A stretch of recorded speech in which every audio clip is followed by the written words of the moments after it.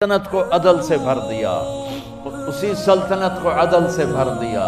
کیسی سلطنت کی؟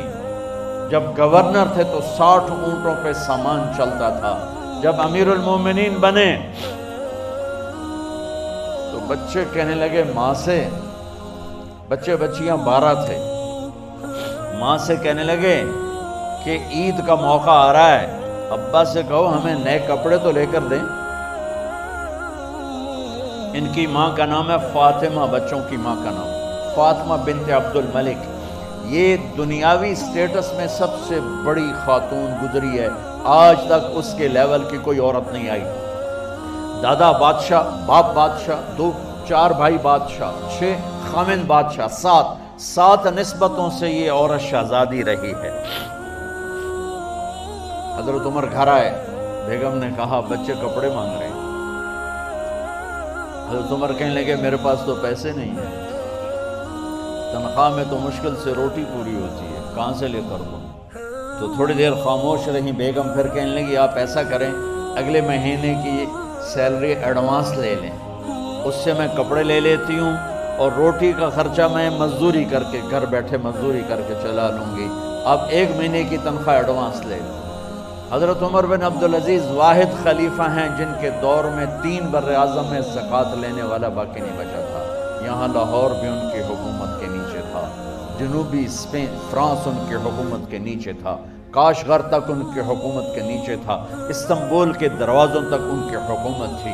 3 بر اعظم میں ایک آدمی زکوٰۃ لینے والا نہ بچا۔ اور اپنا حال یہ ہے کہ بیگم سے کہہ رہے ہیں پیسے کوئی نہیں، کپڑے کہاں سے لے کر دوں؟ اور بیگم طریقہ بتا رہی ہے کہ آپ اگلے مہینے کی تنخواہ ایڈوانس لے لیں، اس سے میں کپڑے لے لوں گی اور چولہے کا خرچہ، روٹی کا خرچہ میں گھر بیٹھ کے مزدوری کر کے کما لوں گی۔ تو حضرت عمر کہنے لگے ہاں یہ ٹھیک ہے۔ باہر آئے وزیر خزانہ مزاحم، انہیں بلایا کہ بھائی ہمیں اگلے مہینے کی تنخواہ ایڈوانس چاہیے، یہ تنخواہ والے لوگ بیٹھے ہوئے تنخواہیں لیتے ہیں۔ اس نے کاغذ قلم آگے رکھ دیا، کہا حضرت یہاں لکھ کے دے دیں آپ 1 مہینہ زندہ رہیں گے میں تنخواہ دے دیتا ہوں، اب مجھے لکھ کے دے دیں آپ 1 ماہ زندہ رہیں گے میں آپ کو تنخواہ دے دیتا ہوں۔ چپ کر کے اٹھے، ایک لفظ نہیں بولے، گھر گئے۔ حضرت اپنی بیگم فاطمہ سے کہا بیگم بچوں سے کہہ دو کہ باپ کے پاس کپڑے لے کر دینے کی سکت نہیں ہے، اور خزانے ایسے بھرے پڑے تھے کہ زکوٰۃ لینے والا کوئی نہیں تھا۔ عید کی نماز ہوئی، نماز کے بعد جب ساری فیملی ملنے آئی اور بچے بھی ملنے آئے تو ان کو دیکھ کر ان کی آنکھوں میں آنسو آ گئے۔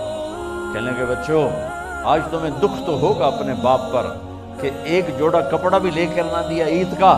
تو ان کے ایک بیٹے نے کہا ابا جان آج ہم بڑے خوش ہیں، ہمارا سر اونچا ہے کہ ہمارے باپ نے مسلمانوں کے مال پہ ڈاکہ نہیں ڈالا، ہمیں قربانی کا بکرا بنایا، لیکن مسلمانوں کے مال میں خیانت نہیں کی۔ یہ ان کا طرز حکومت تھا، اس طرح انہوں نے حکومت کی۔ گھر میں تشریف لائے تو بیٹیوں سے بات کی تو انہوں نے منہ پہ ایسے دوپٹہ رکھا ہوا، منہ پہ دوپٹہ رکھ کے بات کریں تو فرمانے لگے کپڑا تو ہٹاؤ، دوپٹہ کیوں رکھا ہوا ہے؟ تو گھر کی خادمہ زور زور سے رونے لگی، کہنے لگی امیر المومنین آج آپ کی بیٹیوں نے کچا پیاز توڑ کے روٹی کھائی ہے تو وہ اس کی بو ہے منہ میں، آپ کو بو سے نفرت ہے اس لیے منہ پہ کپڑا رکھ لیا ہے۔ تو حضرت عمر اتنا روئے کہ ان کی داڑھی تر ہو گئی۔ کہنے لگے آخر میں جب تھوڑا آسرے میں آئے کہا میری بیٹیوں تمہارا باپ تمہیں بڑے اچھے کھانے کھلا سکتا ہے لیکن میں جہنم کو برداشت نہیں